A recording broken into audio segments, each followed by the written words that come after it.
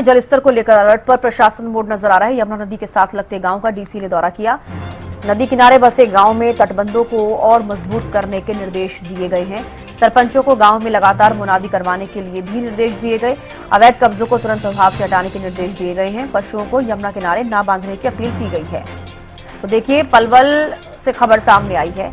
यमुना के जलस्तर को लेकर प्रशासन अलर्ट मोड पर आ गया है। यमुना नदी के साथ लगते गांव का डीसी ने दौरा किया, क्योंकि ये बेहद जरूरी है, क्योंकि जो भी यमुना नदी के किनारे रहते हैं, जो गांव बसे हुए हैं, वहां पर प्रबंध करने ज्यादा जरूरी है।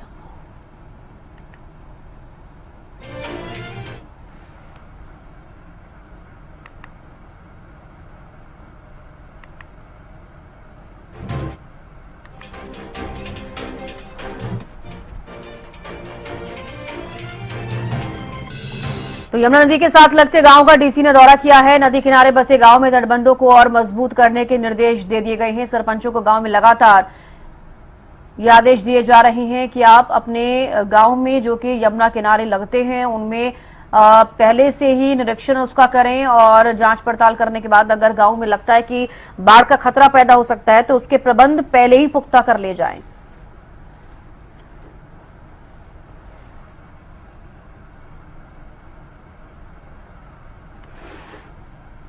राजेंद्र दहिया ब्यूरो चीफ हमारे साथ लाइव जुड़ गए हैं।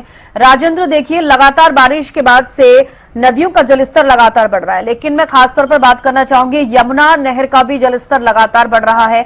30 किलोमीटर का पूरा एरिया है फरीदाबाद, अगर हम बात करें, जो यमुना नहर से कवर होता है। उसके आसपास के जो इलाके हैं, जो गांव हैं, वहां पर कैसी स्थिति है फिलहाल?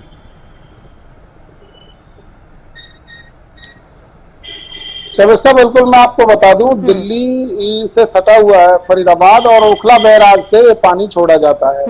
और मैं आपको बता दूं 3,25,000 के क्यूसिक के लगभग जो पानी है वो आज यहाँ फरीदाबाद में पहुंचेगा। और उसको लेकर बात करें तो यहाँ फरीदाबाद की जो सीमा लगती है दिल्ली के साथ, इससे सटे हुए जो यमुना से सटे हुए गांव है, करीब 1 दर्जन गांव है और इन तमाम गांवों की जमीन भी यमुना के आसपास ही है।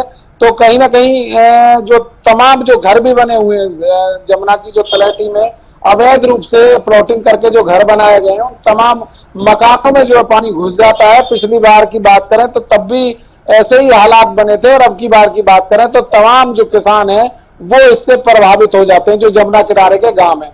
चाहे बसंतपुर की बात कर लें, चाहे चांदपुर की बात करें, या छायसा की, मोहना की, तमाम जो दवसिया या अन्य जितने भी गांव जो यहाँ लगते हुए हैं, इसकी जो यमुना के बिल्कुल किनारे के गांव हैं, इन तमाम गांवों की जो जमीन है उसमें जो है पानी भर जाता है और कई तो गांवों के अंदर तक भी जो है पानी आ जाता है। इसको लेकर क्षतिपूर्ति जो पोर्टल है वो प्रशासन ने बनाया है। यदि किसी भी किसान की कोई जमीन कहीं फसल खड़ी है, उसमें कोई नुकसान होता है तो वो अपना ब्यौरा उस पोर्टल पर दे सकता है ताकि उसकी मदद की जा सके। इसके अलावा जो राहत कार्य की बात अगर करें तो यहाँ पर सेफ हाउस बनाए गए हैं, साथ ही राहत जो शिविर हैं वो भी लगाए गए हैं। इसके अलावा जो मेडिकल सुविधाएं हैं वो लोगों को आसानी से उपलब्ध रहें, इसको लेकर पहले से तैयारियां की गई हैं। तमाम अधिकारी लोगों को वहां से सेफ जगह पर जाने के लिए जो लगातार मुनादी करवा रहे हैं या फिर सेफ हाउस में रहने की उनसे निवेदन जो है किया जा रहा है। ये तैयारी पिछले कई दिनों से चली हुई थी। साफ तौर पर कह सकते हैं कि आज जिस तरीके से अगर मान लो ओखला बैराज की हम बात करते हैं चविश का, तो ओखला बैराज में जो बैलेंस पानी होता है उसको पहले से ही रिलीव कर दिया जाता है ताकि जो पीछे से पानी आएगा तो उसको वहां पर रोका जा सके और बिल्कुल ऐसे छोड़ा जा सके कि आगे कोई ज्यादा नुकसान ना हो। तो अभी भी यहाँ की अगर बात करें यमुना की, तो यहाँ पर ओवरफ्लो है यमुना भी अभी भी। और आज जब वो 3,25,000 क्यूसेक पानी यहाँ पहुंचेगा तो उससे कहीं ना कहीं हालात बिगड़ने की जो हालात बने हुए हैं। और इसको लेकर प्रशासनिक जो अधिकारी हैं वो लगातार ग्रामीण क्षेत्रों का दौरा कर रहे हैं जो यमुना किनारे से सटे हुए गांव हैं। उन तमाम गांवों की जमीन में जिस तरीके से आधी जो जमीन है वो यमुना के दूसरी पार है, तो वहां पर भी लोग अपने मकान बनाकर खेतों पर रह रहे हैं। उन तमाम लोगों को वहां से निकाला जा रहा है। उनको पहले से अपील की गई है कि वो यहाँ पर ना रहें क्योंकि यमुना का पानी बढ़ सकता है और वहां पर जो उनके पशु वगैरह हैं उनको भी वहां से सही जो वहां से निकाला जा रहा है ताकि किसी का कोई जान हानि का नुकसान ना हो।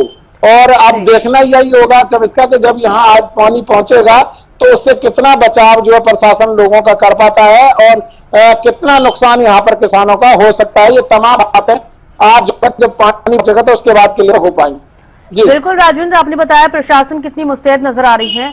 ये भी जानना चाहूंगी सिंचाई विभाग कितना मुस्तैद है, क्योंकि लगातार हमने देखा सिंचाई विभाग की भी बैठकें हुई हैं, क्योंकि लगातार जिस तरीके से यमुना का जलस्तर बढ़ रहा है, कहीं ना कहीं कहीं ना कहीं सिंचाई विभाग की तरफ से भी देखा जाता है। तमाम हरियाणा में हम देख रहे हैं कि उनकी भी तरफ से प्रबंध किए जा रहे हैं। फरीदाबाद में खासतौर पर क्या किया गया इसको लेकर? देखिए, सिंचाई विभाग की बात करें तो तमाम सिंचाई विभाग के अलावा भी अन्य विभागों को यहाँ पर लगाया गया है, ताकि अगर कोई आपदा की स्थिति बनती है, कोई सेंसिटिव कोई मामला होता है, तो वहां पर तमाम जो अधिकारी हैं तुरंत वहां पर अपना जो है सहयोग दे सके और वहां से लोगों को निकाल सके, किसी तरह की कोई घटना ना हो।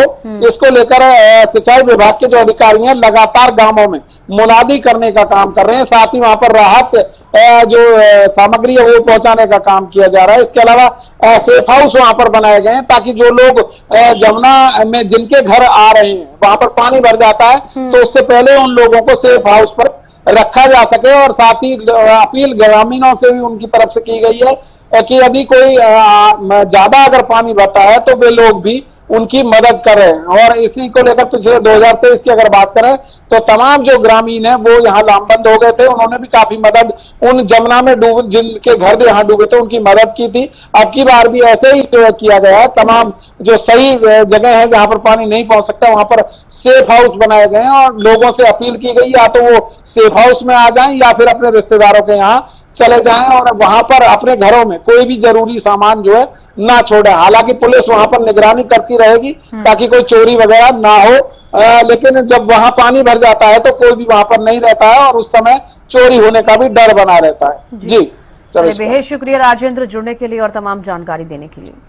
तो देखिए फरीदाबाद में भी अगर हम बात करें यमुना नहर की, तो यमुना नहर के आसपास तकरीबन 10 से ज्यादा ऐसे गांव हैं जो उनके यमुना के किनारे बसे हुए हैं, जहां पर बाढ़ का खतरा मंडरा रहा है। ऐसे में लोगों को पलायन वहां से कराया जा रहा है और अगर जल भराव जैसी समस्या हुई है या फिर यमुना का पानी ओवरफ्लो होकर गाँव में पहुंचा है तो वहां से लोगों को सुरक्षित जगहों पर भेजा जा रहा है।